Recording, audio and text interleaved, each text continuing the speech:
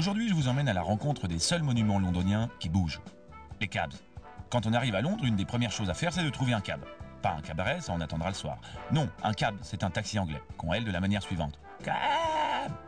La suite est logique, il s'arrête, vous montez, et là vous parlez anglais. Follow this car, sir.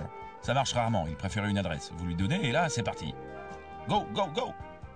Historiquement, les cabs sont noirs. Bon, là j'ai eu un albinos. Eh oui, tout se perd, il y avait les taxis jaunes new-yorkais, les fameux cabs noirs anglais. Aujourd'hui, la palette de couleurs s'élargit. Des bleus, des verts, des jaunes, des bigarrés. N'importe quoi. 2-3 informations pour bien consommer son cab. Cette lumière rouge indique que les portes sont fermées, indication essentielle pour les suicidaires à la portière. Cette autre lumière rouge indique que le chauffeur peut vous entendre, ce qui ne vous expose pas trop si vous l'insultez en français. Très peu le comprennent. Souriez, vous êtes filmé. Vous pouvez parler au chauffeur en déclenchant ce micro.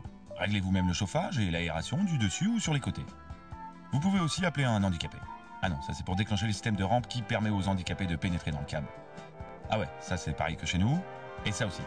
Ceinture et cigarette obligatoire. Alors, les cabs anglais permettent de se déplacer avec toute la famille. Ça c'est pour mamie, ça c'est pour papy, et ça, c'est pour Jamie. Et là, c'est pour que mamie et papy puissent aller faire un tour. Ah, les cabs anglais roulent bien et vite. Hop, hop, le bus à gauche là. Merci. C'est le bonheur, moi je pourrais y passer la journée. Rien de plus londonien qu'un cab.